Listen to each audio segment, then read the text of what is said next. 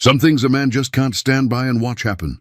The sound of helpless creatures crying out in terror is one of them. When Boone Mercer rode into Red Hollow that evening, he wasn't looking for trouble. Two men on the old bridge were laughing as they threw a crate full of dogs into the river below. The mother dog and her pups were falling to what seemed like certain death. Without thinking, Boone jumped in after them.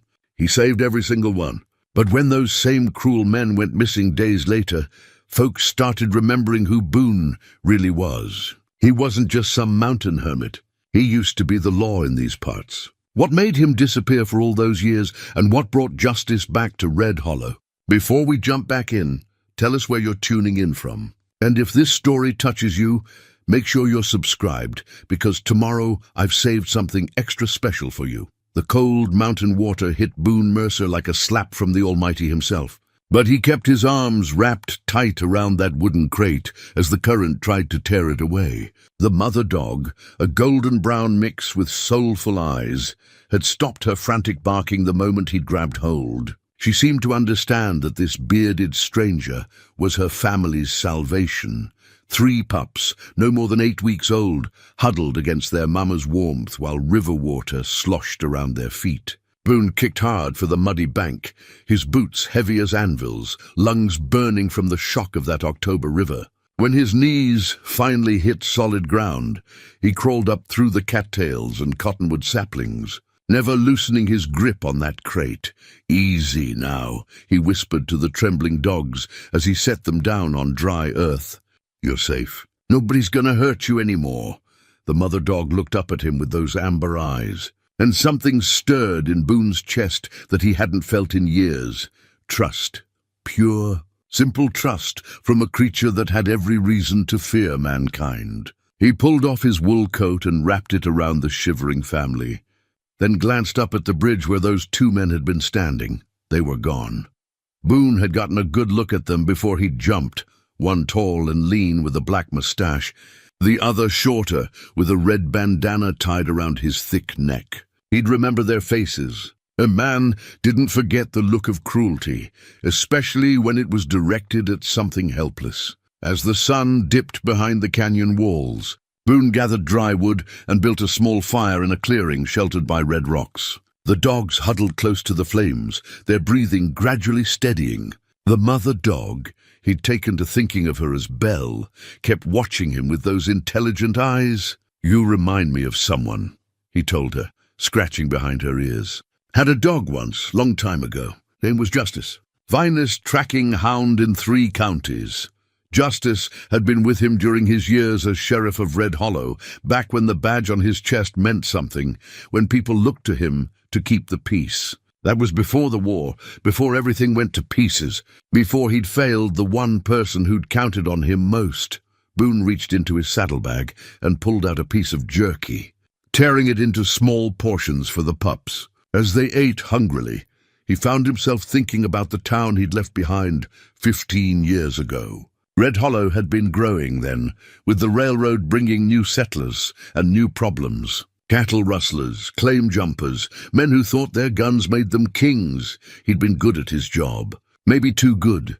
The firelight danced across Belle's face as she settled down with her pups, finally relaxing enough to close her eyes. Boone pulled his knees up to his chest and stared into the flames, remembering another fire, another night when everything had gone wrong.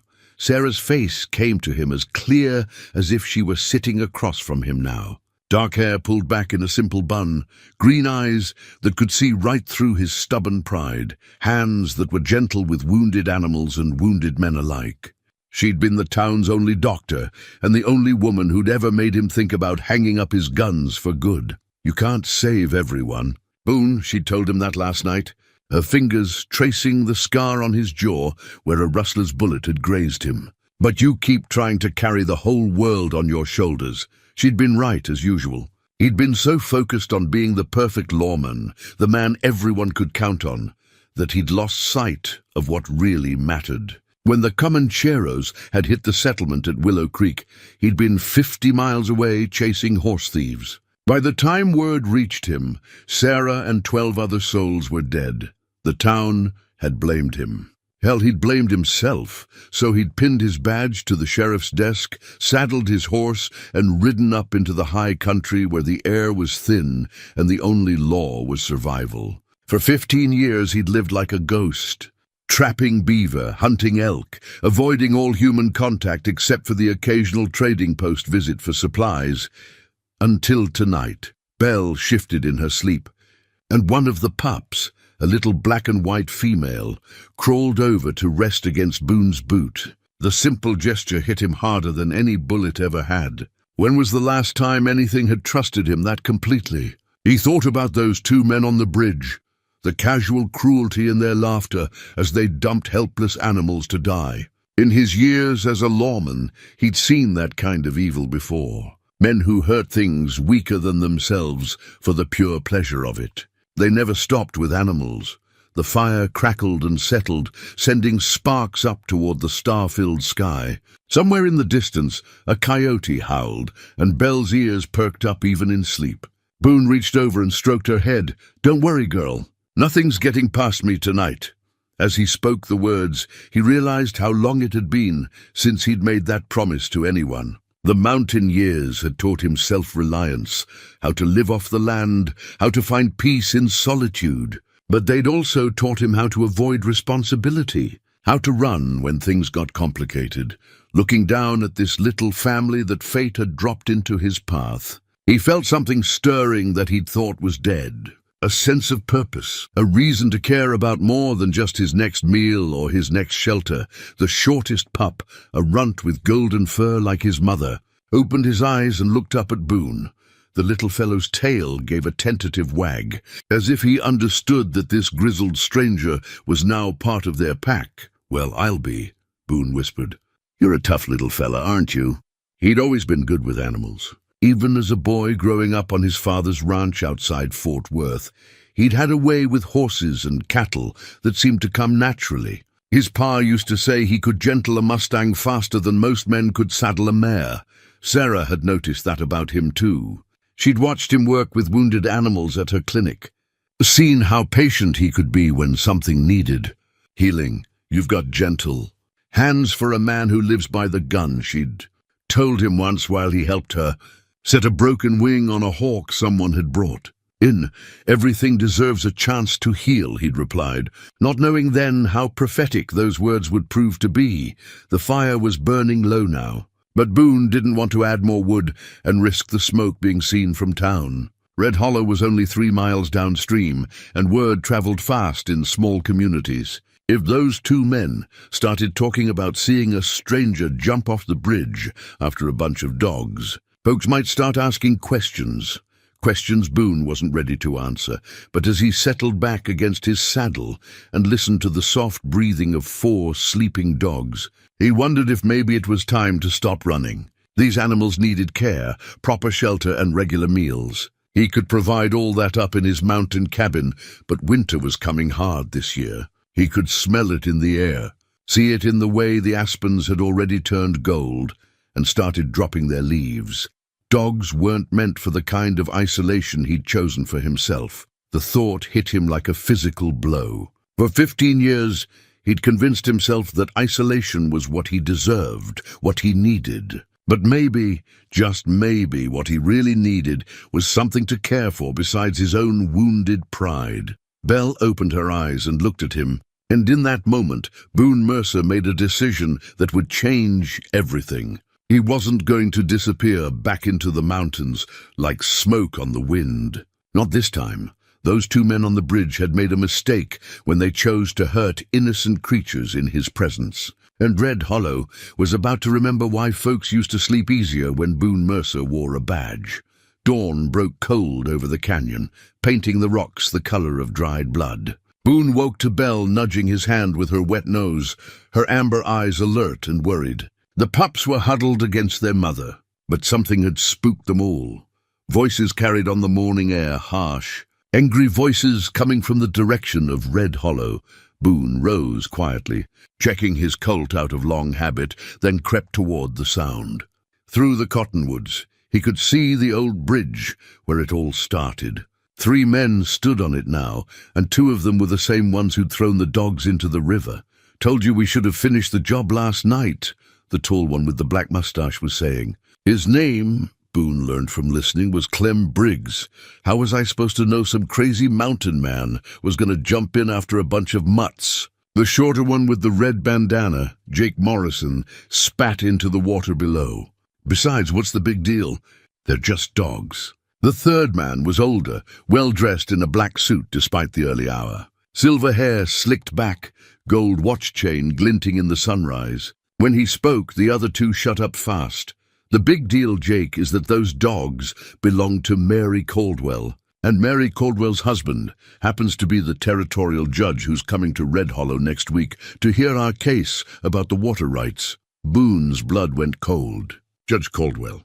He'd heard that name even in his mountain isolation. A fair man, they said, but one who didn't tolerate cruelty of any kind, the man in the suit continued, his voice carrying clearly across the water.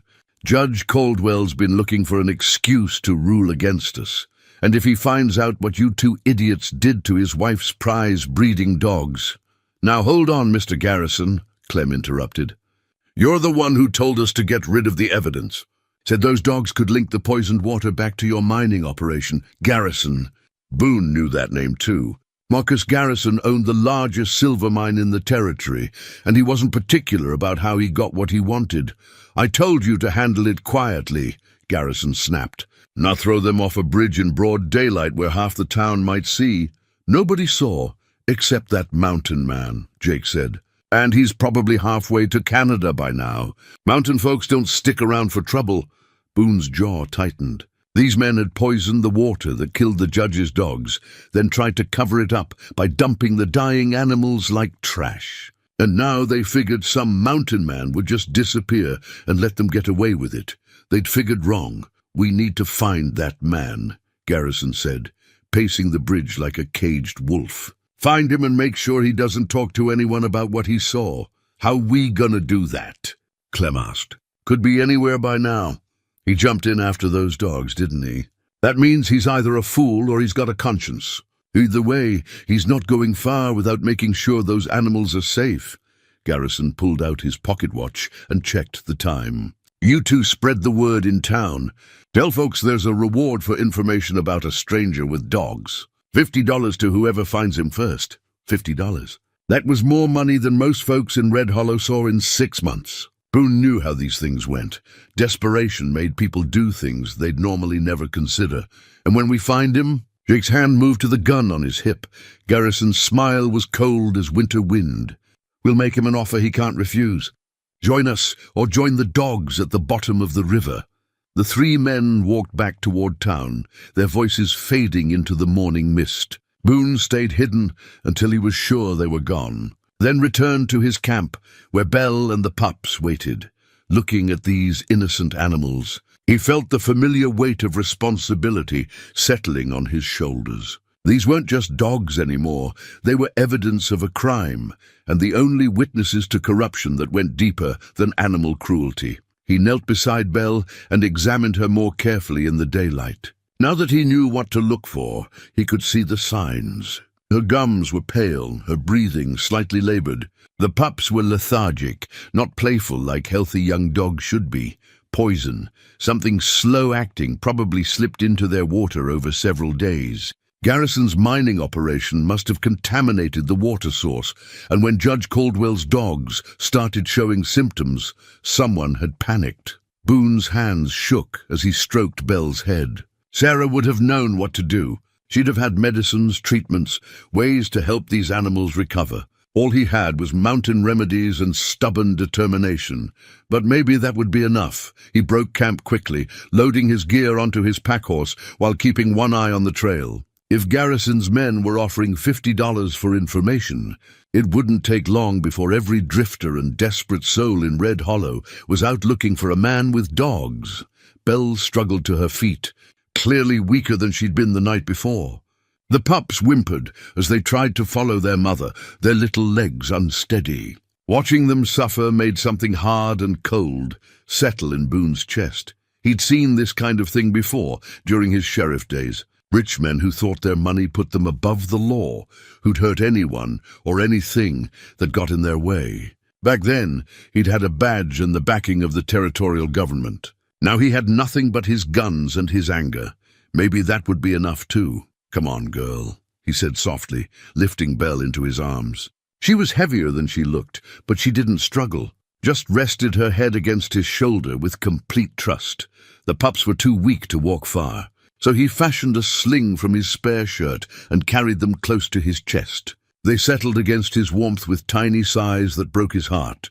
As they made their way upstream, staying in the cover of the cottonwoods, Boone's mind was working like it hadn't in years. Garrison needed these dogs to disappear because they were proof of his crimes. The judge was coming to Red Hollow next week, probably to hear a case about water rights that Garrison's mining operation was clearly violating.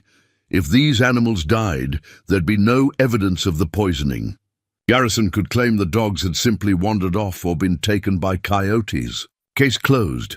But if they lived, if someone could prove they'd been poisoned and connect that poisoning to Garrison's mine, a branch snapped somewhere behind them. Boone froze, listening, but heard only the wind in the trees and the distant sound of the river. Still, the feeling of being watched crawled up his spine like a cold snake.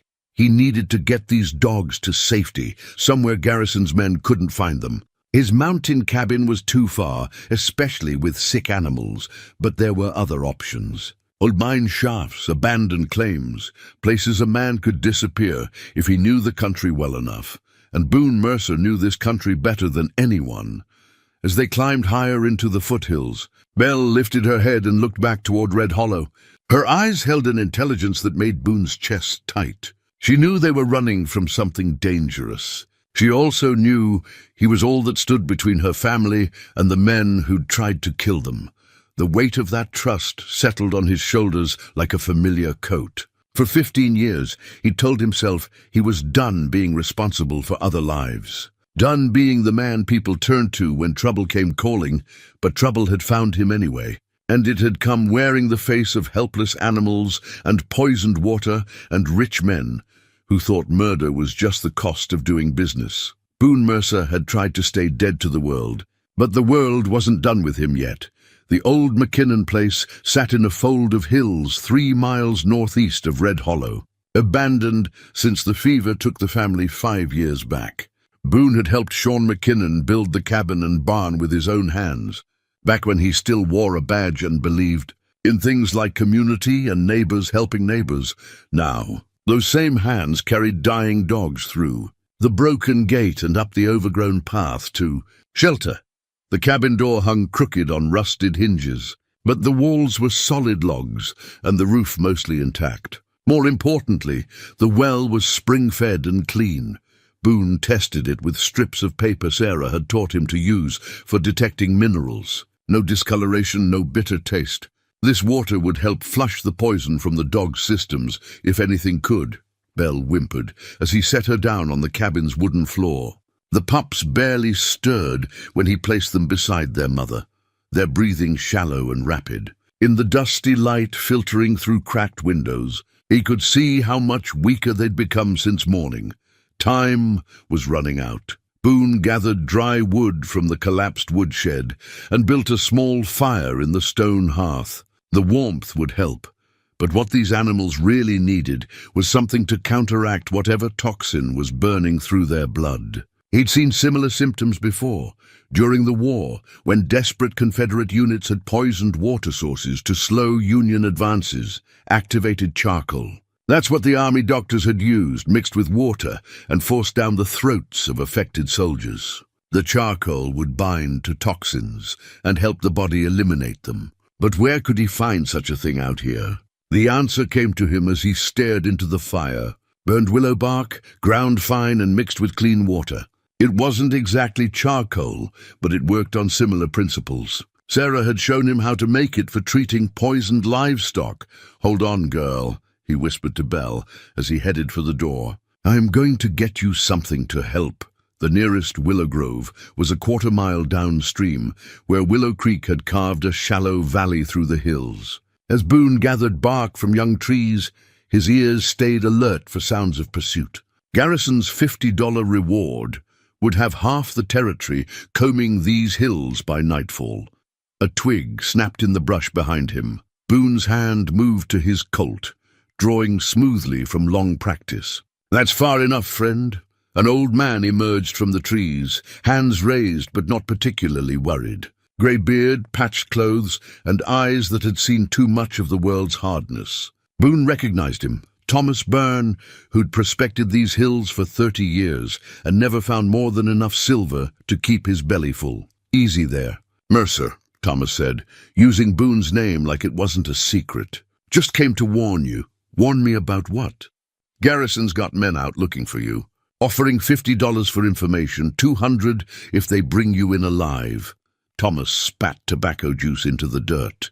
"Course, he didn't say anything about bringing you in dead." Boone kept his gun drawn but lowered it slightly. "How'd you know where to find me?" "Been watching you since dawn. Figured you'd head for high ground with those sick animals." Thomas stepped closer, his voice dropping. "Saw what you did on that bridge last night. To guts, or stupidity, maybe both." Thomas glanced toward the McKinnon cabin. "Those dogs getting worse?"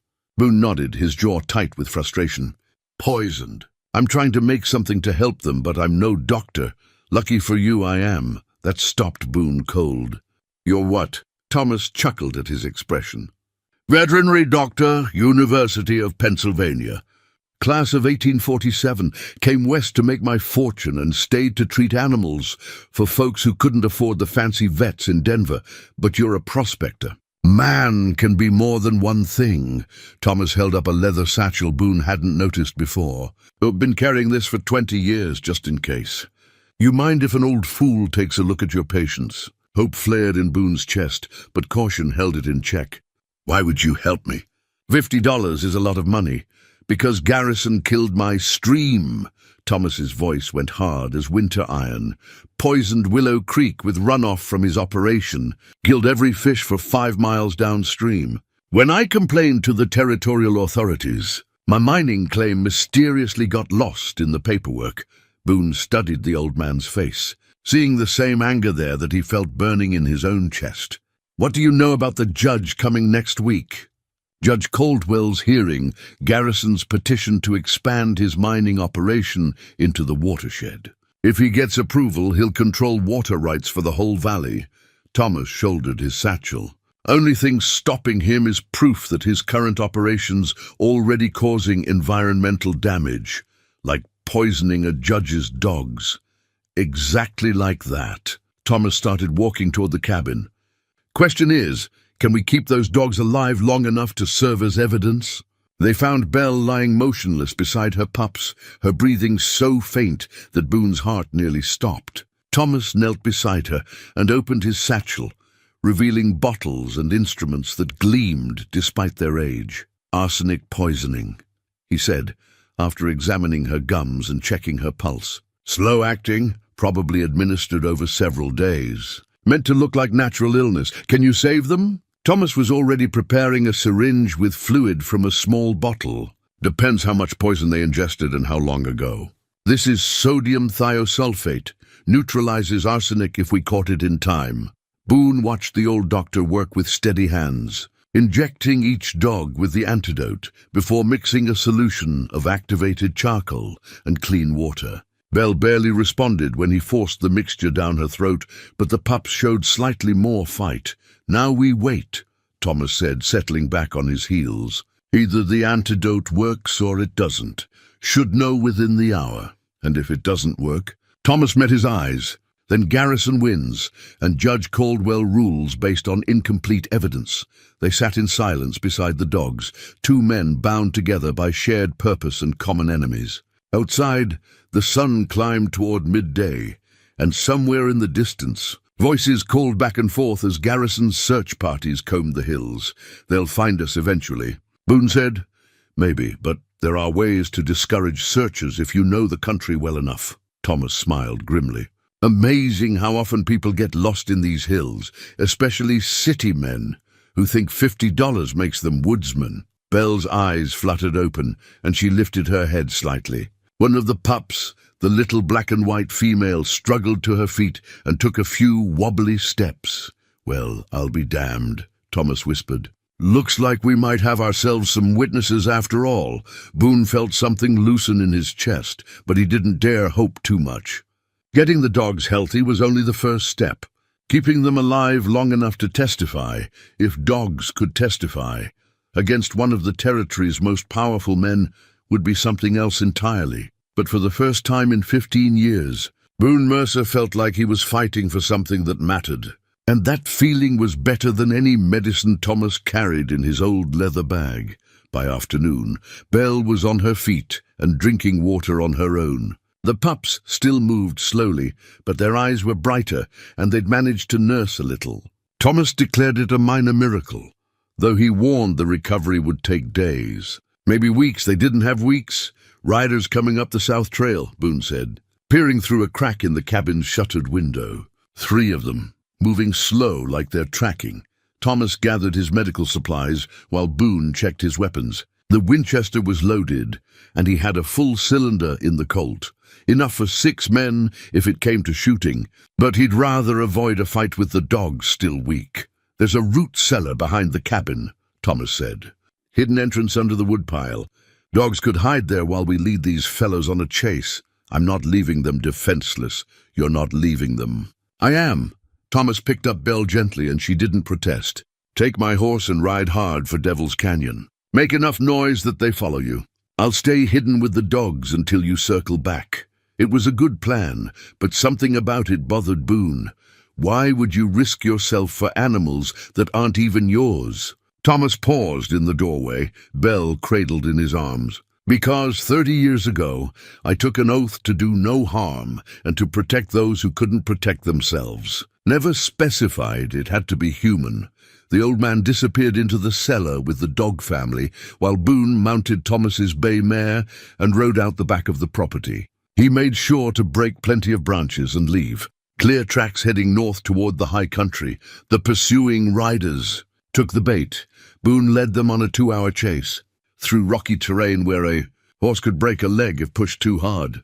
When he finally lost them in a maze of granite outcroppings, the sun was already sliding toward the western peaks.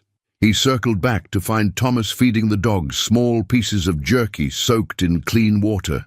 All 4 animals were alert now, though still weak. The little black and white pup even managed a tail wag when Boone appeared. Search party give up? Thomas asked. For now. But they'll be back with more men tomorrow. Boone knelt beside Belle and scratched her ears. We can't keep running with sick animals. Eventually someone's going to get lucky. Then we don't run. We make our stand against Garrison's whole operation. He's got money, men, and influence with the territorial government.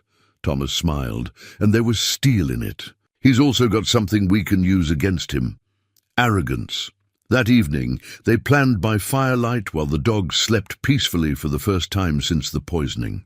Thomas knew more about Garrison's operation than Boone had expected. The mine owner had been cutting corners for years, dumping waste directly into streams, ignoring safety protocols that cost money.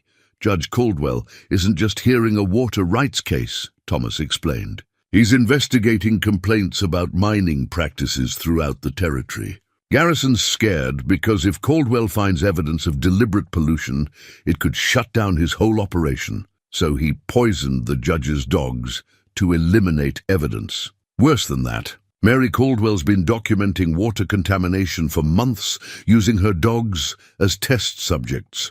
They drank from different streams, and she tracked which ones made them sick. Thomas pulled a folded paper from his coat. This here's a copy of her notes, showing exactly which water sources are contaminated. Boone studied the document by firelight. Mrs. Caldwell's handwriting was precise, recording dates, locations, and symptoms with scientific accuracy. Belle and her pups had been drinking from Willow Creek for weeks, and the contamination levels had been steadily increasing. Where did you get this? Mary Caldwell's my cousin. She sent me a copy before those dogs disappeared, said she was worried someone might try to destroy her research. Thomas refolded the paper carefully. With these notes and living dogs to confirm the symptoms, Judge Caldwell will have all the evidence he needs, assuming we can keep the dogs alive long enough for them to testify. Dogs don't testify in court, Mercer, but their blood does. Thomas held up a small glass vial filled with dark liquid. Took blood samples while they were unconscious. This will show exactly what kind of poison was used and when it was administered. Hope flickered in Boone's chest, but experience kept it in check. Garrison won't let this go to court. He'll try to stop us before the judge arrives. Then we better make sure we're ready for him. They spent the night taking turns on watch while the dogs recovered. Belle was strong enough to walk short distances, and the pups were nursing regularly. By dawn, Thomas declared them out of immediate danger. Though full recovery would take time, that's when the real trouble started. Smoke rising from town, Boone said, studying the southern horizon through his field glasses. Big fire, looks like. Thomas grabbed the glasses and peered toward Red Hollow. That's the courthouse burning. Son of a bitch is destroying evidence. They watched in grim silence as black smoke billowed into the morning sky. Garrison was making his move, eliminating anything that could connect him to the poisoned water. By the time Judge Caldwell arrived, there'd be no official records of contamination complaints. Still got Mrs. Caldwell's notes and the blood samples, Thomas said. But his voice lacked conviction. Will that be enough? Has to be. It's all we've got. Belle appeared at Boone's elbow, pressing against his leg like she understood the gravity of their situation. Looking down at her trusting eyes, he felt the familiar weight of responsibility settling on his shoulders. These animals had become more than evidence. They'd become his responsibility, his reason for fighting. There's something else we need to consider, Boone said slowly. Even if we prove Garrison poisoned the dogs, what's to stop him from trying again? Or going after other people who oppose him? Thomas was quiet for a long moment. You thinking about strapping on that badge again? The question hung in the air like smoke from the distant fire. Boone had spent 15 years running from the law, from responsibility, from the weight of other people's lives in his hands. But sitting here with these rescued dogs, watching smoke rise from a courthouse fire, he realized that some things were worth fighting for. Maybe, he said finally, maybe it's time somebody reminded Marcus Garrison that the law still means something in this territory. Belle looked up at him with those amber eyes, and in them he saw reflection of the man he used to be, the man he might still become if he had the courage to try again. Judge Caldwell arrived in Red Hollow 2 days ahead of schedule, riding into town just as the embers from the courthouse fire were still smoldering. From their hidden vantage point in the hills, Boone watched through his field glasses as a tall, distinguished man in a black coat surveyed the ruins with barely controlled fury. That's him, Thomas confirmed, and he looks about as happy as a rattler in a rainstorm. The judge was younger than Boone had expected, maybe 50, with silver threading through dark hair and the kind of bearing that commanded respect. Even from a distance, his anger was visible in every rigid line of his posture. Mrs. Caldwell with him? Boone asked. Can't tell from here. But if she is, and she sees what happened to the courthouse, a woman emerged from the stagecoach behind the judge, and even at this distance, her distress was obvious. She stood beside the smoking ruins, one hand pressed to her mouth, the other clutching a leather satchel to her chest. That's her, Thomas said quietly. And that satchel likely contains the only remaining copies of her research. They watched as Garrison approached the judge and his wife, his manner obsequious and concerned. Even without hearing the words, Boone could read the scene. Expressions of sympathy about the tragic accident, offers of hospitality, assurances that the hearing could proceed despite the unfortunate loss of records. We need to get down there, Boone said, before Garrison spins this whole thing in his favor. With what? 4 sick dogs and a vial of blood. Against Garrison's lawyers and bought witnesses? Boone lowered the field glasses, his jaw set with determination. With the truth. And with this, he pulled his old sheriff's badge from his saddlebag, the metal tarnished but still recognizable. He'd carried it for 15 years without pinning it on, a reminder of failure and lost purpose. Now it felt different in his hands, not like an anchor, but like a tool. You sure about this? Thomas asked. Once you pin that on, there's no going back to your mountain hideout. Maybe it's time I stopped hiding. Thomas studied his face for a long moment, then nodded. Well, if you're determined to walk into the lion's den, we better make sure those dogs are ready to roar. They loaded the recovering dog family into Thomas's wagon, cushioning them with blankets and making sure Belle could see her pups. The mother dog seemed to understand they were heading towards something important. Her ears stayed alert, and she kept looking between Boone and the town below. The ride down to Red Hollow felt like descending into a different world. Boone hadn't been among people in 15 years, and the sounds and smells of civilization hit him like a physical blow. Horses, smoke, cooking food, unwashed bodies, and underneath it all the sharp scent of fear. Word of their approach spread quickly. By the time they reached the town's main street, a crowd had gathered. Some folks looked curious, others hostile, but most just seemed afraid. Garrison's men were visible at strategic points, lounging outside the saloon, standing near the hotel, positioned where they could see everything. Judge Caldwell stood in front of what had been the courthouse steps, still talking with Garrison. When he saw the wagon approaching, his conversation stopped mid-sentence. "Judge Caldwell," Boone called out as he pulled the wagon to a halt. "I believe these belong to your wife." Mary Caldwell gasped when she saw Belle's head appear over the wagon's edge. The dog's tail began wagging weakly, and the woman rushed forward with tears streaming down her face. "Belle! Oh, my dear girl, where have you been?" She climbed into the wagon without regard for her dress, gathering her pets with gentle hands. "And the babies? They're all here, all alive." "Ma'am," Boone interrupted gently, "your dogs have been poisoned, deliberately. We've been treating them, but they're still weak." Judge Caldwell's expression went from relief to fury in the space of a heartbeat. "Poisoned? By whom?" Garrison stepped forward, his face a mask of concern.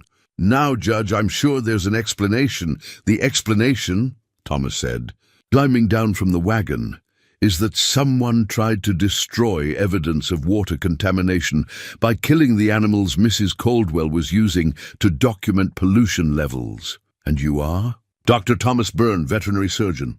I have blood samples proving these animals ingested arsenic over an extended period." Thomas held up the glass vial. "The same arsenic that's been leaching into Willow Creek from mining operations upstream."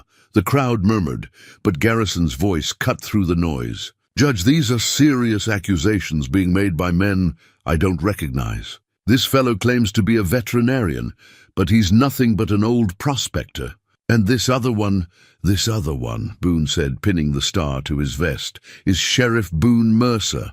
And I'm placing you under arrest, Marcus Garrison, for attempted murder of animals, destruction of evidence, and conspiracy to defraud the territorial government." The silence that followed was deafening. Then the whispers started. Old-timers who remembered Sheriff Mercer, younger folks who'd heard the stories, everyone trying to process the return of a legend. Garrison laughed, but there was no humor in it. "Sheriff Mercer? The man who abandoned his post and disappeared into the mountains?" "I don't think so." He gestured to his men. "This is clearly an imposter trying to disrupt legitimate proceedings. The badge is real," Judge Caldwell said quietly, studying Boone's face. "And I remember the name. But Sheriff Mercer's jurisdiction ended 15 years ago when he resigned his commission." "That's where you're wrong, Your Honor." Thomas pulled another document from his coat. Territorial Statute 247 states that a sheriff's commission remains valid until officially revoked by territorial authority or death. Since Mercer never formally resigned, just stopped wearing the badge, he's still technically the law in this county. Boone felt every eye in the crowd on him, measuring, judging, remembering. Some of these people had been here when he left, had seen him pin that same badge to the desk and walk away. Now they watched him claim it back, and the weight of their expectations was heavier than any mountain pack. "Even so," Garrison said, his confidence wavering slightly, "what evidence does he have? The word of a sick old prospector and some dying dogs?" Mary Caldwell stood up in the wagon, her voice carrying clearly across the square. "The evidence, Mr. Garrison, is right here." She held up her leather satchel. "Months of documentation proving that water from sources near your mine contains lethal levels of arsenic. My dogs were drinking that water as test subjects, and you tried to murder them to hide your crimes. Now see here. No, you see here." Judge Caldwell's voice carried the authority of territorial law. "Mrs. Caldwell's research will be entered as evidence in tomorrow's hearing. Sheriff Mercer's charges will be investigated. And if I find that courthouse fire was anything other than an accident," a shot rang out from the direction of the saloon. The bullet whined past Judge Caldwell's head and splintered the wagon's side rail, sending Belle and her pups scrambling for cover. Boone's Colt was in his hand before the echo faded, his body moving with reflexes honed by decades of violence. "Everyone down!" he shouted, scanning the buildings for the shooter's position. The crowd scattered like leaves before a storm, folks diving behind water troughs and scrambling into doorways. Garrison's men were drawing their weapons, but whether to help or hinder wasn't immediately clear. Another shot cracked from the saloon's second-floor window. This one caught one of Garrison's hired guns in the shoulder, spinning him around like a child's top. That answered the question about whose side the shooter was on.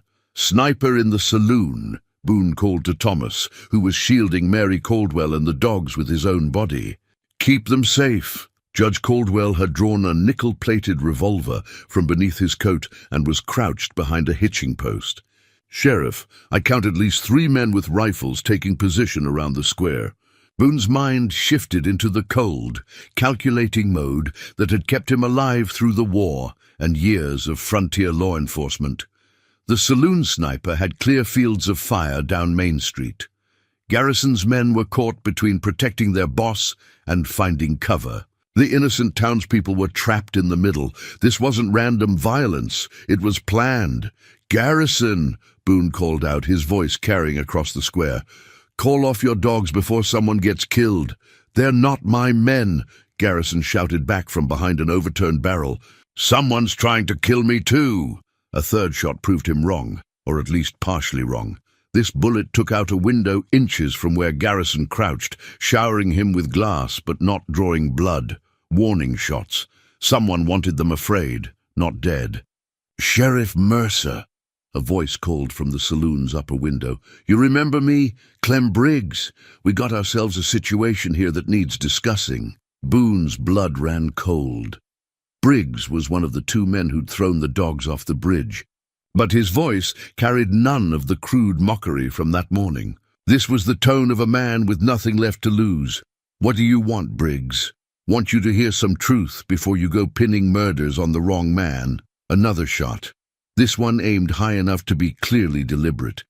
"Mr. Garrison here ain't the only one with secrets."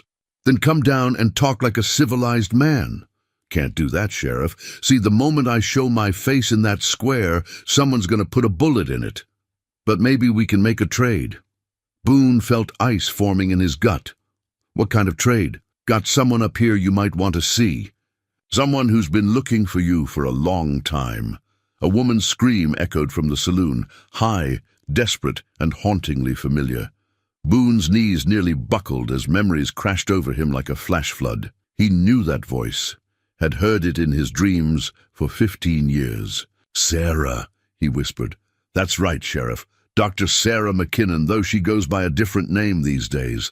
Amazing how folks can survive things that everyone thinks killed them." The world tilted sideways. Sarah was dead, had been dead for 15 years. He'd seen the bodies at Willow Creek, seen what the Comancheros had done to the settlement. There'd been no survivors. "You're lying." "Am I? Why don't you ask her yourself?" There was a pause, then Sarah's voice, weak but unmistakable. "Boone, is that really you down there?" Judge Caldwell was staring at him with concern. "Sheriff, are you all right?" Boone forced himself to focus, to think like a lawman instead of a man whose world had just been turned upside down. If Sarah was alive, and that voice was either hers or the most convincing imitation he'd ever heard, then everything he'd believed about that night 15 years ago was wrong. "What do you want, Briggs?" "Want you to hear what really happened at Willow Creek. Want you to know why Dr. McKinnon here spent 15 years thinking you were dead too." Another pause. But we're gonna do this proper-like. You come up here alone, unarmed, and I'll tell you everything. Then you can decide what justice looks like." "Don't do it," Thomas called from the wagon. "It's obviously a trap." "Maybe. But if there's even a chance—" "Boone." Sarah's voice again, stronger now. "He's telling the truth. About Willow Creek. About everything. But you have to know, I'm not the same person I was. What they did to us, what I've had to become to survive." Her voice broke, and Boone felt 15 years of guilt and grief colliding in his chest like runaway trains. He'd failed to save her, had failed everyone at Willow Creek. That failure had driven him into the mountains, had made him abandon his badge and his duty. But if she was alive— "I'm coming up," he called. "Boone, no!" Mary Caldwell's voice cut through his thoughts. "Think about what you're doing. Those dogs need you. This town needs you. Don't throw that away for— "For what? For the woman I should have saved 15 years ago?" Boone began unbuckling his gun belt. "Ma'am, I've been carrying that failure every day since. If there's a chance to make it right, by getting yourself killed—" Judge Caldwell stood up slowly, his weapon still drawn. "Sheriff Mercer, as a representative of territorial law, I'm ordering you not to enter that building. We don't negotiate with kidnappers and murderers. With respect, Your Honor, this isn't about territorial law. This is personal." Boone dropped his gun belt and started walking toward the saloon, his hands visible and empty. Behind him, he heard Thomas cursing and Mary Caldwell calling his name. But all he could focus on was the possibility that the woman he'd loved, the woman whose death had destroyed his faith in himself, might somehow still be alive. "Boone," Thomas called after him, "what about the dogs? What about justice for what?" "Garrison did." Boone paused at the saloon's bat-wing doors, looking back at the wagon, where Belle watched him with those trusting amber eyes. The dogs seemed to understand that he was walking away from them, possibly forever. "Take care of them," he said, "and if I don't come back out, make sure the judge hears the whole truth." Then he pushed through the doors into the darkness beyond, leaving behind the badge he'd just reclaimed and the animals he'd sworn to protect. The saloon's interior was dim and thick with the smell of old whiskey and fear. Boone's eyes adjusted slowly, taking in overturned tables and chairs scattered like broken bones across the floor. Sunlight slanted through bullet holes in the walls, creating dusty columns of light in the gloom. "Up here, Sheriff." Boone climbed the narrow staircase, each step creaking under his weight. At the top, a hallway stretched toward the back of the building, doors on either side standing open to reveal empty rooms. Only one door remained closed. "Last room," Briggs called. "And Sheriff, move real slow. I'm nervous, and nervous men make mistakes." Boone pushed open the door and stepped into a small room with a single window overlooking Main Street. Clem Briggs stood beside it, rifle in hand, but not immediately threatening. And there, sitting in a chair with her hands bound, but otherwise unharmed, was the woman who'd haunted his dreams for 15 years. Sarah McKinnon looked older, as they all did. Her dark hair was streaked with silver now, pulled back severely from a face marked by hardship and loss. But her green eyes were the same, and when they met his, he saw recognition and something else. Guilt. "Hello, Boone," she said quietly. "I wondered if I'd ever see you again." "Sarah." Her name came out as barely more than a whisper. "They told me you were dead." Everyone at Willow Creek was dead. Everyone was supposed to be dead. Briggs lowered his rifle but kept it ready. That was the plan. Kill everyone, burn the settlement, make it look like a Comanchero raid. Boone's hand moved instinctively toward his gun, then remembered he'd left it outside. "What plan? What are you talking about?" 15 years ago, your precious Dr. McKinnon here discovered something that certain powerful folks didn't want discovered. Something about water contamination from silver mining operations. Sound familiar? Pieces began clicking together in Boone's mind, forming a picture he didn't want to see. The same contamination we're dealing with now. Not the same, Sheriff, the exact same. Garrison's been poisoning water sources for decades, and 15 years ago, Dr. McKinnon had proof that would have shut him down permanently. Sarah's voice was steady, but filled with old pain. He was documenting illness patterns in livestock and wildlife. Animals dying from arsenic poisoning, birth defects in cattle herds, fish kills in the streams.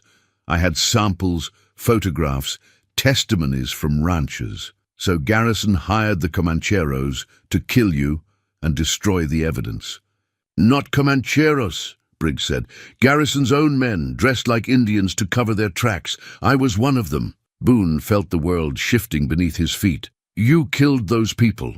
I killed some of them. Won't lie about that. But when I saw what we were really doing, murdering women and children to protect some rich man's profits, I couldn't go through with it.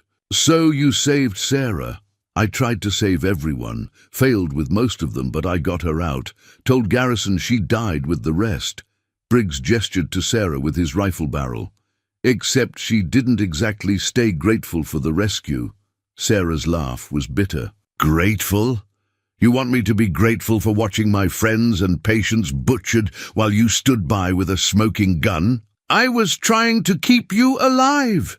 You were trying to keep yourself from feeling guilty. Sarah's composure cracked, revealing the rage beneath.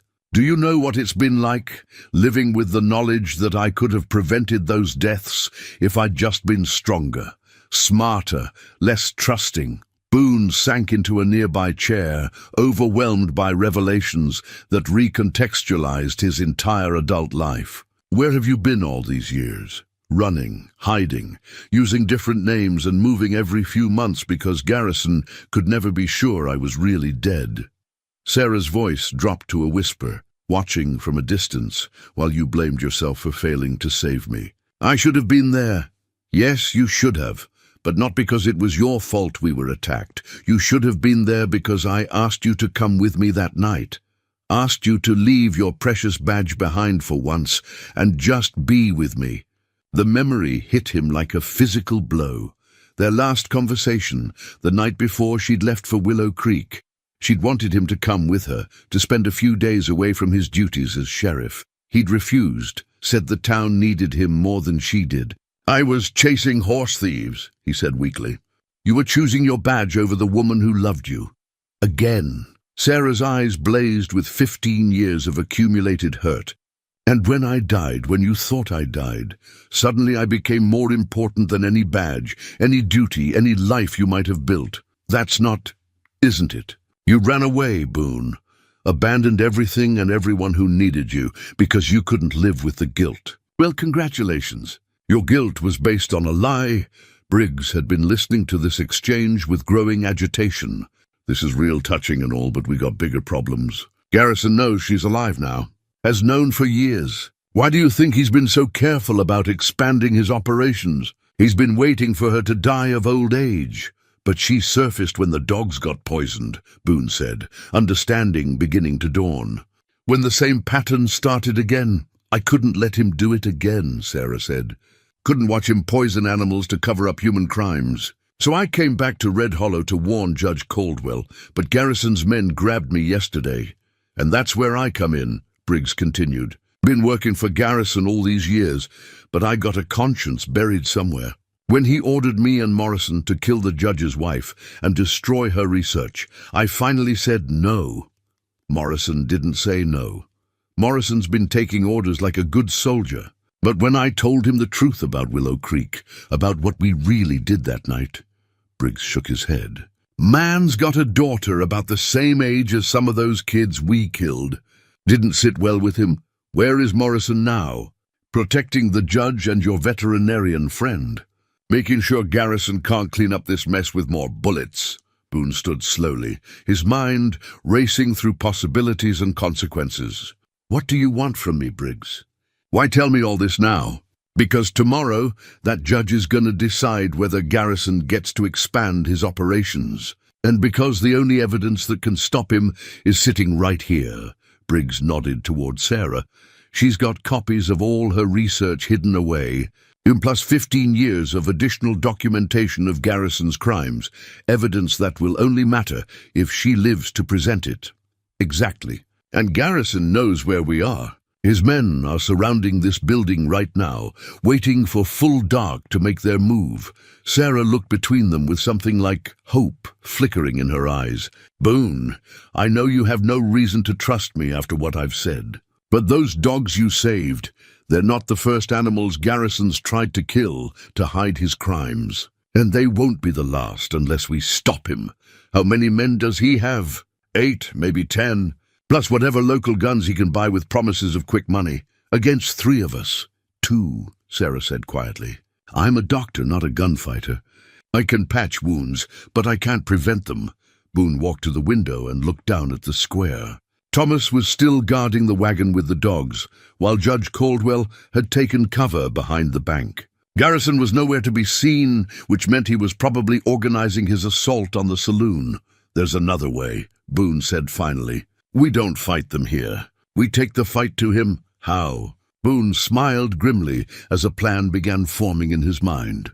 With the one thing Garrison values more than his life, his mine, the plan was simple in concept, deadly in execution. Garrison's mine sat 3 miles up Copper Canyon, connected to town by a single wagon road that wound through narrow defiles perfect for ambush. More importantly, the mine's main shaft housed the pumping equipment that kept contaminated water from flooding the underground works.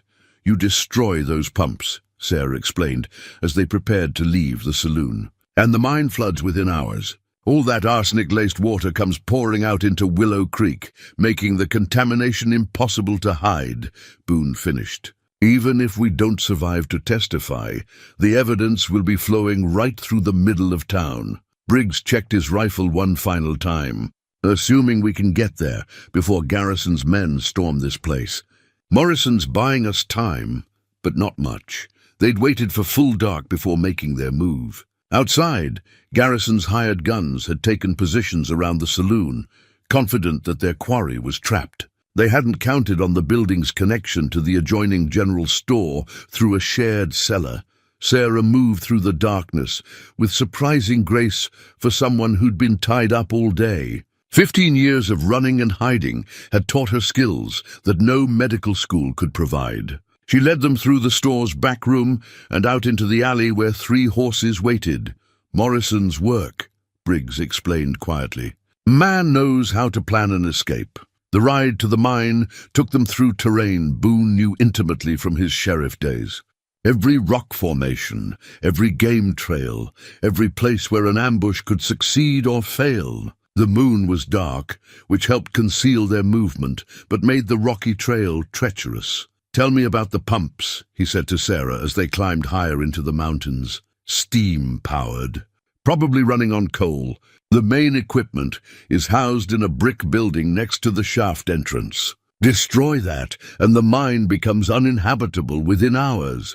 And the workers, night shift is skeleton crew, maybe 6 men total, and they'll evacuate the moment flooding starts. Briggs pulled his horse alongside theirs. What about guards? Garrison's got to have security up there. 2 men at the gate, 1 roving patrol around the perimeter. But they're watching for claim jumpers and thieves, not 3 people with explosives. They'd stopped at an abandoned prospector's cabin on the way up, where Sarah had retrieved supplies she'd hidden months earlier. Dynamite, fuses and primers, enough to bring down a mountain if used properly. Learned demolition work during the war, she'd explained when Boone questioned her expertise. Served as a field surgeon with Sherman's March. Sometimes you have to destroy things to save lives. Now, crouched on a ridge overlooking the mine, they studied their target through field glasses. The operation was larger than Boone had expected.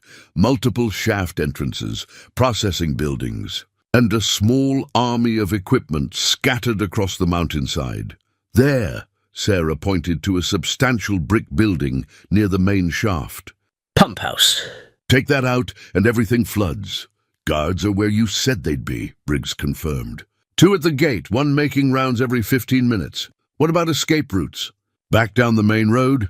Or we can go up and over the ridge to Devil's Canyon. Either way, we'll be exposed once the shooting starts. Boone lowered his glasses and looked at his companions. In the starlight, Sarah's face showed the same determined expression he'd seen before she'd left for Willow Creek all those years ago. The expression that meant she'd made up her mind and wouldn't be swayed by arguments about safety or sanity. "There's still time to reconsider," he told her. "This doesn't have to be your fight anymore. It became my fight the moment Garrison ordered those people killed to hide his crimes. And it stayed my fight every day for 15 years while I lived like a ghost, afraid to use my real name or practice medicine openly. If we do this, there's no going back. Garrison will know you're alive, and he'll never stop hunting you." Sarah's smile was grim but determined. "Let him hunt. I'm tired of being the prey." They moved down toward the mine in stages, using shadows and equipment to mask their approach. The night shift workers were focused on their tasks, unaware that their employer's past was catching up with him.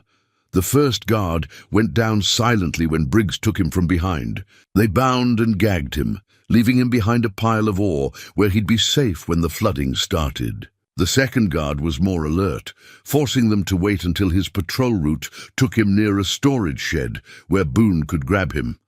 "Two down, one to go," Briggs whispered as they approached the pump house.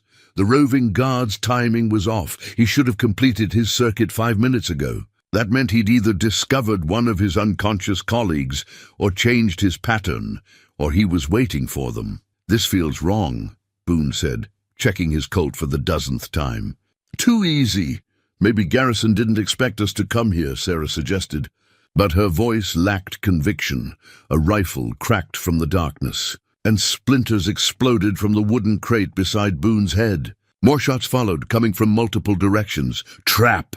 Briggs shouted, diving for cover behind a mining cart. They'd walked into a carefully planned ambush. Garrison's men had anticipated exactly this move and positioned themselves accordingly. Muzzle flashes lit up the night as bullets whined off metal and stone. "How many?" Boone called out. "At least 6, spread out in a semicircle." "They've got us pinned against the pump house." Sarah crawled over to where Boone crouched behind an overturned wheelbarrow. "We need to get inside that building. Once we blow the pumps, they'll have bigger problems than shooting at us.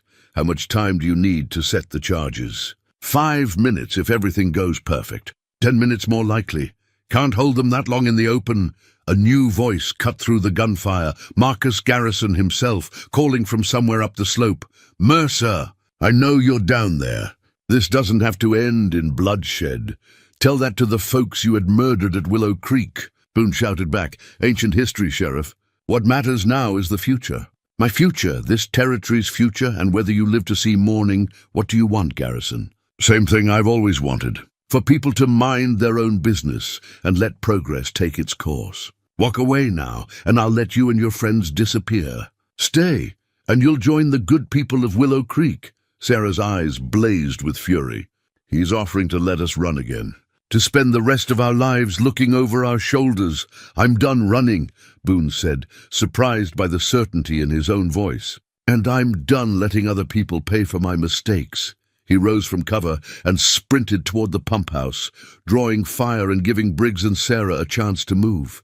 Bullets chased him across the open ground, but his old reflexes served him well. He rolled behind a steam engine just as shots peppered the metal where he'd been standing. "Nice try, Mercer," Garrison called.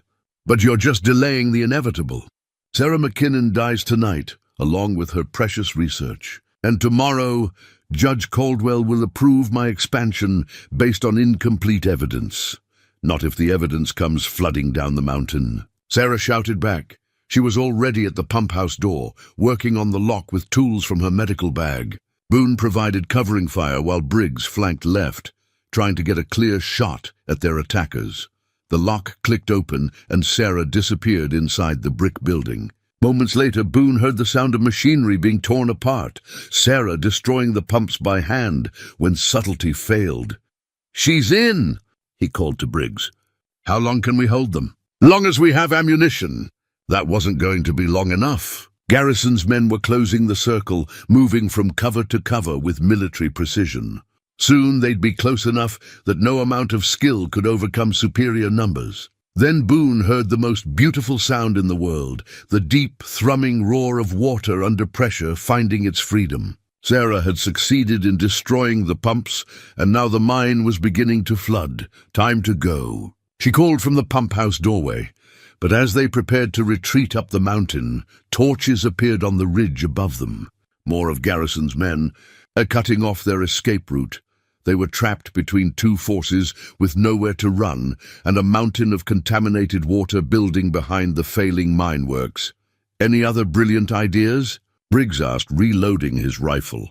Boone looked at Sarah, seeing in her face the same courage that had drawn him to her 20 years ago. Whatever happened next, at least they'd face it together. Just one, he said, pulling the last stick of dynamite from his belt. But you're not going to like it. Boone's plan was born of desperation and mountain instinct. The ridge above them wasn't solid rock. It was loose shale held together by scrub oak and hope. One well-placed explosion could bring down half the mountainside, creating chaos that might give them a fighting chance. You want to start an avalanche? Sarah stared at him like he'd lost his mind. We'll be buried along with everyone else. Not if we time it right. That loose rock will slide down the backside of the ridge, away from us. But it'll take Garrison's men with it, and if you're wrong, then we all die together instead of one at a time. Briggs was studying the slope through his field glasses. Might work. Shale's been undercut by winter runoff. Wouldn't take much to start a slide. Another volley of shots peppered their position, closer this time. Garrison's men were tightening the noose, confident in their numbers and superior position. Do it, Sarah said firmly. Whatever happens, it's better than letting Garrison win.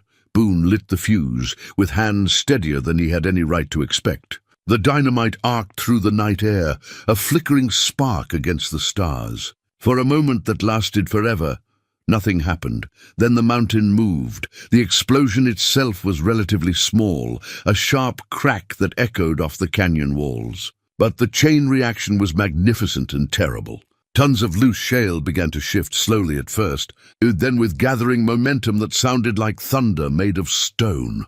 Garrison's men on the ridge had perhaps 10 seconds to understand what was happening before the avalanche swept them away. Their shouts were lost in the roar of falling rock as the mountainside remade itself in seconds. "Move!" Boone shouted, grabbing Sarah's hand and pulling her toward the mine entrance. Before they regroup, the surviving members of Garrison's force were scattered and demoralized. Some had been caught in the edge of the slide, others were simply stunned by the sudden reversal of fortune. It would take them precious minutes to reorganize, minutes Boone intended to use. They fought their way back down the mountain as water began pouring from the mine shafts. What started as a trickle quickly became a torrent, carrying with it 15 years of accumulated poison. The contaminated water would reach Red Hollow within hours, providing undeniable evidence of Garrison's crimes. There! Briggs pointed toward the main road where torches approached at a gallop. "Cavalry's coming!" Judge Caldwell rode at the head of a dozen men, with Thomas and Morrison flanking him. Behind them came half the town, merchants, ranchers, and working men who'd finally heard enough about Marcus Garrison's version of progress. The judge pulled up beside them, his face grim with purpose. "Sheriff Mercer, I trust you have an explanation for this destruction?" "Yes, sir, evidence." Boone gestured toward the flooding mine. "All the evidence you'll need to shut down Garrison's operation permanently. And where is Mr. Garrison?" "Right here, Your Honor." They turned to see Marcus Garrison emerging from the shadows, flanked by the remnants of his hired army. His expensive suit was torn and dirty, his silver hair disheveled, but his eyes still burned with the fury of a man who refused to accept defeat. "This is terrorism, Judge Caldwell. These people have destroyed millions of dollars in private property based on wild accusations and circumstantial evidence. The evidence is flowing down the mountain as we speak," Sarah said, stepping into the torchlight. "Along with 15 years of documentation proving your systematic poisoning of water sources throughout this territory." Garrison's face went white when he recognized her. "You're supposed to be dead. So were a lot of people. But sometimes the dead come back to settle accounts. Judge Caldwell dismounted and approached Garrison with the slow, deliberate pace of justice delayed but not denied. Marcus Garrison, you are under arrest for conspiracy, murder, environmental destruction, and corruption of territorial resources. You can't prove any of that. Actually, I can. Thomas stepped forward with a leather portfolio. Mrs. Caldwell's research, Dr. McKinnon's documentation, blood samples from the poisoned animals, and testimony from Mr. Morrison about the Willow Creek massacre. I'd say that constitutes adequate proof. Morrison nodded grimly. Told them everything, Mr. Garrison, about Willow Creek, about the dogs, about all of it. Figure it's time to pay for what we done. Garrison's composure finally cracked. You fools! You have no idea what forces you're opposing. I have connections in the territorial capital, friends in Washington. This won't end here. Maybe not, Boone said, pinning his badge more securely to his vest. But it starts here. As they bound Garrison's hands and loaded him into a wagon, the contaminated water continued its inexorable journey toward Red Hollow. By morning, the whole territory would see the evidence of his crimes flowing through their streets. Dawn broke over Red Hollow to reveal the price of truth. Arsenic-laced water flowed down Main Street in a poisonous river that stained everything it touched the color of old blood. The townspeople stood on higher ground, watching their community become evidence in the territory's most important environmental case. Belle and her pups were the first to greet Boone when he rode back into town. The mother dog had recovered enough strength to walk, and her tail wagged furiously as she pressed against his legs. The pups tumbled around his boots, healthy enough now to play despite their ordeal. Look at them, Mary Caldwell said, kneeling to embrace her recovered pets. You wouldn't know they'd been at death's door just days ago. Judge Caldwell was less sentimental, but equally satisfied. He stood in front of the ruins of the courthouse, surveying the contaminated water with the eye of a man who'd finally found the evidence he'd been seeking for months.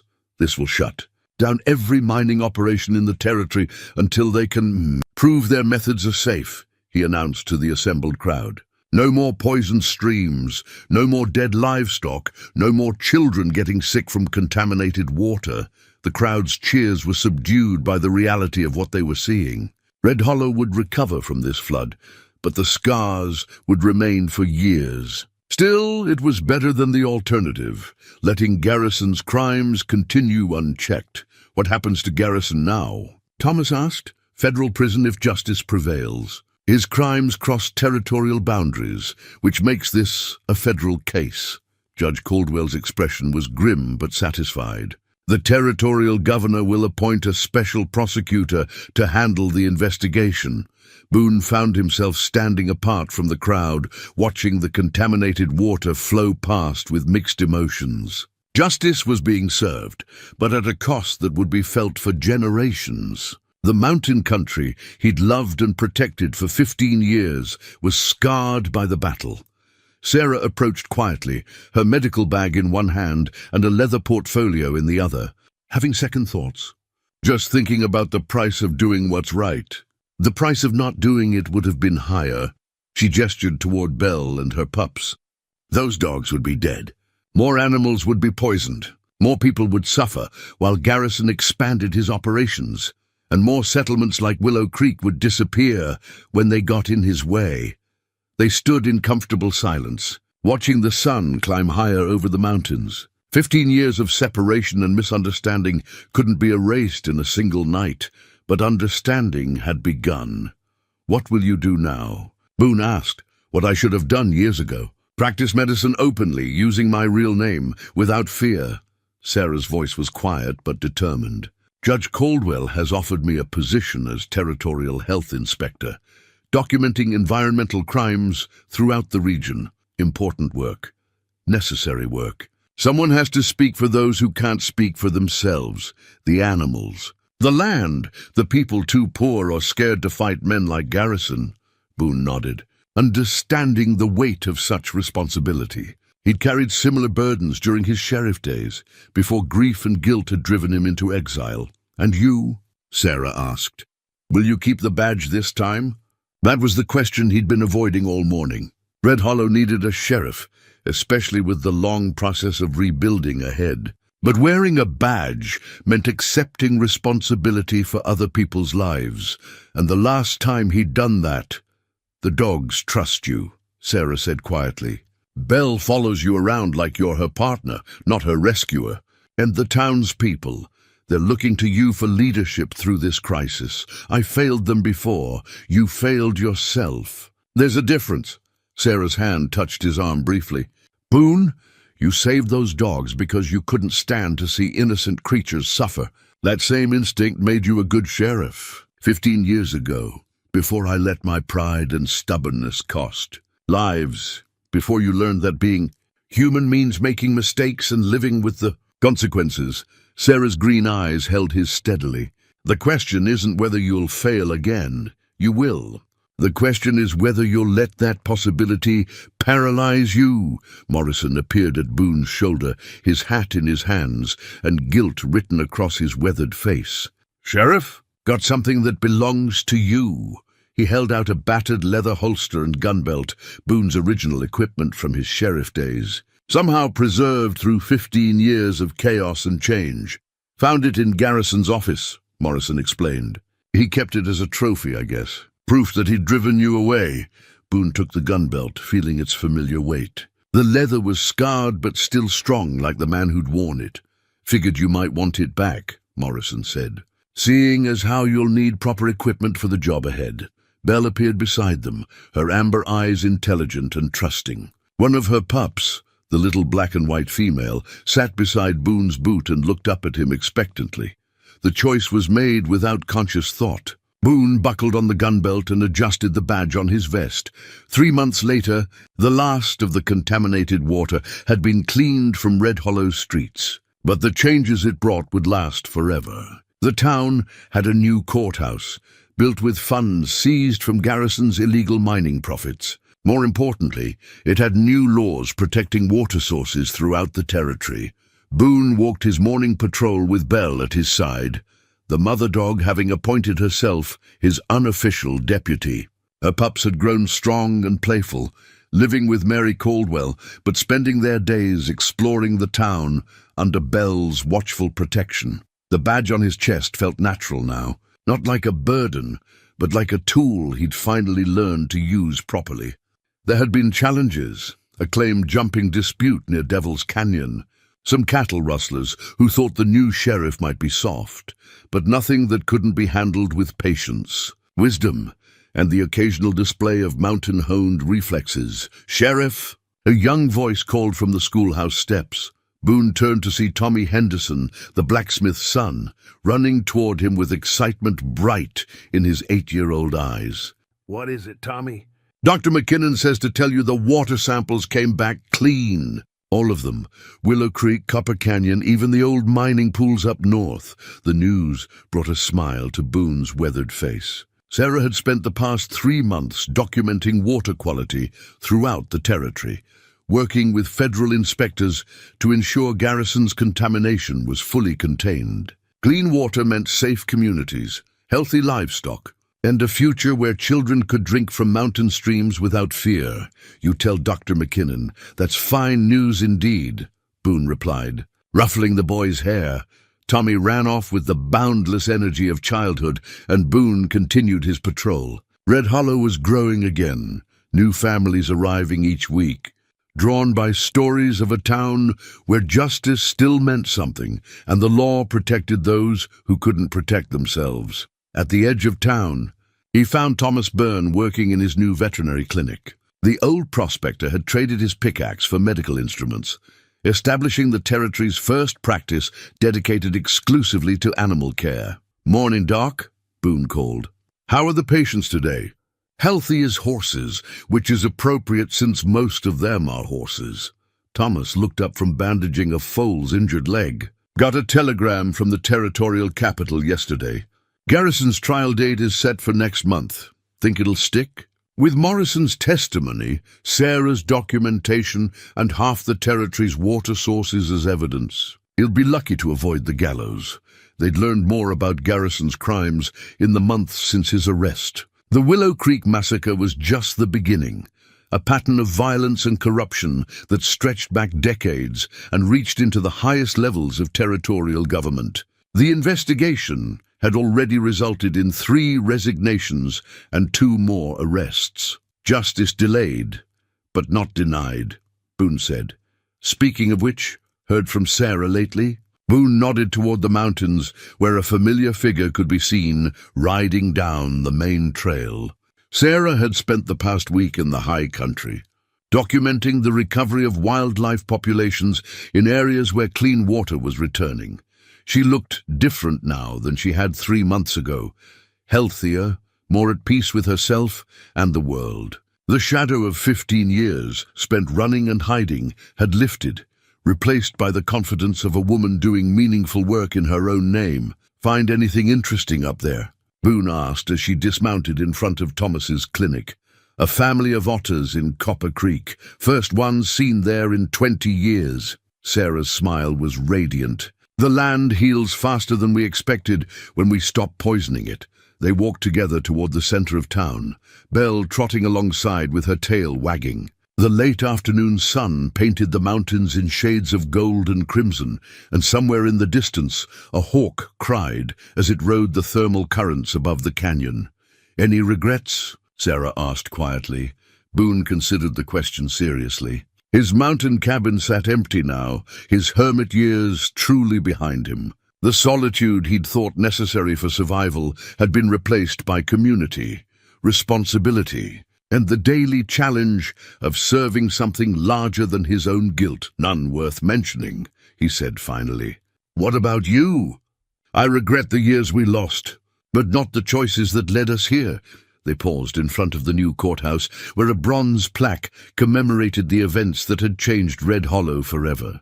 It read simply, "In memory of those lost at Willow Creek, and in honor of those who ensured their sacrifice was not in vain." Below the inscription, someone had carved a smaller note: "Justice delayed is justice denied. But justice served heals all wounds. You think that's true?" Sarah asked, reading the inscription. "I think justice is like water. It finds a way eventually. Sometimes it takes 15 years and a few good dogs to show us the path." Belle looked up at them with those intelligent amber eyes, and Boone could swear she understood every word. She'd saved them as much as they'd saved her, pulling them back into a world where caring about others was a strength, not a weakness, as the sun set over Red Hollow, casting long shadows across the clean streets. Sheriff Boone Mercer walked his evening patrol, with his deputy dog beside him. Behind them, Dr. Sarah McKinnon prepared for another day of healing the land and its creatures. The mountain man had found his way home at last, and justice had returned to Red Hollow wearing a badge, carrying hope, and following the wisdom of a mother dog who'd never stopped believing in the goodness of human hearts.